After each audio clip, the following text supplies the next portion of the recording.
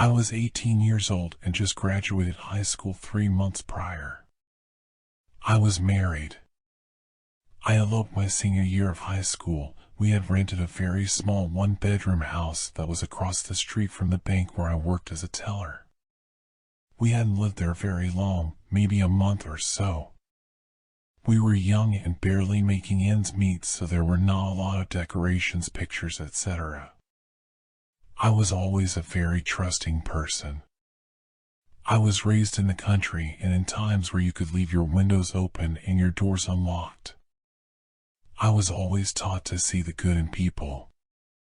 I had come down with a cold and taken cold medicine one night and went to bed early. At this point, I had only been married for less than 6 months. I remember in my sleep feeling someone messing with me. In my half-asleep cold medicine bogged down head, I started reacting and thinking it was my husband. Then I roused up and opened my eyes. It was around 2 a.m. I looked over at my husband kinda laughing and said, "What are you doing?" Only he was sound asleep facing the other direction. Puzzled, I looked forward. There at the foot of my bed, with the street light shining in my window, crouched a gray-haired man. He was looking straight at me. It was then I noticed the weird smell. Alcohol and food mixed together. It registered something was very wrong. Out of natural reaction, I screamed. When I screamed, my husband jumped up facing me. At almost the exact same moment, the man jumped up and ran out of the bedroom door. The bedroom door was located right beside the head of the bed on my husband's side of the bed. Since he jumped up looking at me, he did not see the man run out. He asked me what was wrong, but I was so scattered nothing coming out of my mouth made any sense. He kept saying it was okay and I just had a bad dream and everything was just fine. I can't describe the panic I felt inside. I refused to lay back down. I got from the bed and walked into the next room, living room, and my husband followed me. Once we entered the living room, it was all becoming reality. The front door to the house was propped open with a brick.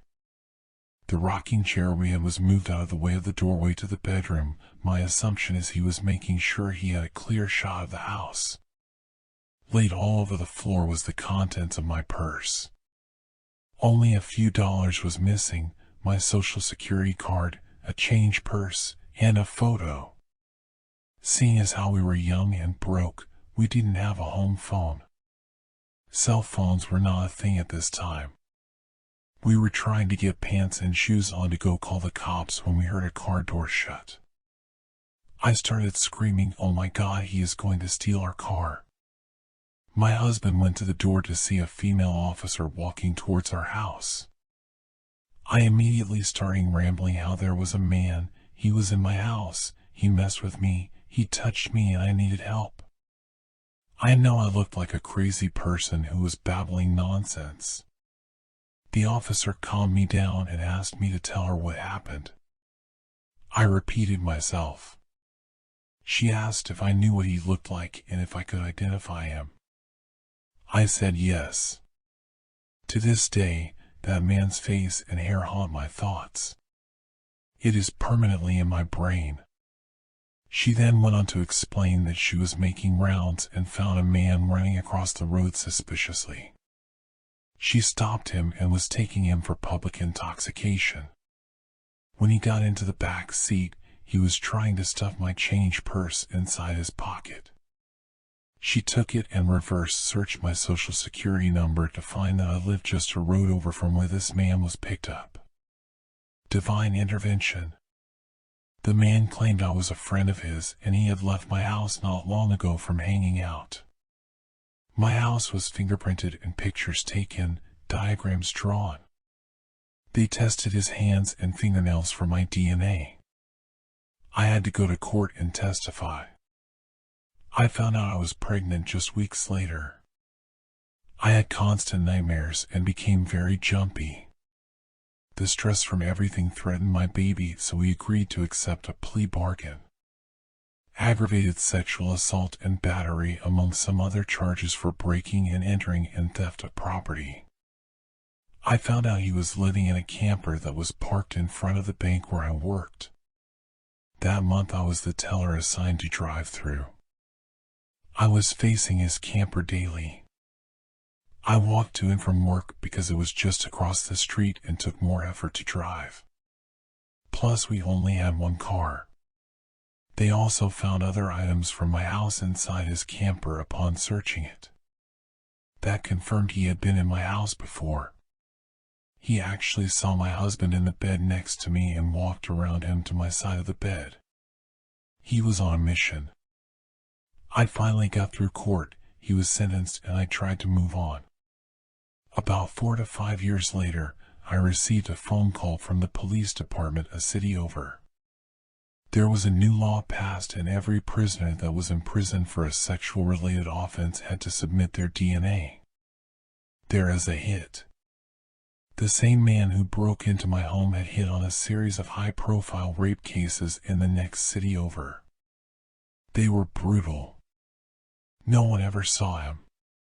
Just one girl saw tattoos on his arms behind her. He would tie them up and use tape on their eyes. Shockingly, we all had similarities. He had a type. The girl that saw the tattoos had given a description and it was televised on the news. I guess he ran to the next town in hopes of running away from it. At the time they caught him at my house, had the tape and everything on him. It just didn't make sense at the time why. Now all the dots started to connect. He was a serial rapist. All of us were between 17 to 23. This man was almost 60. Then, all those years later, I realized, had I been home alone, had he broken in during my lunch break while I was alone, it would have been so much worse. I didn't have to deal with some of the same horrible things the other girls did. But it still really messed me up. It caused my marriage problems because I didn't feel protected. I have PTSD. But I am a very lucky lady. God was really watching out for me, and I am thankful it was not worse than it was. By far the scariest thing that has ever happened to me. I'm sorry it was so long. Not something I tell a whole lot of people.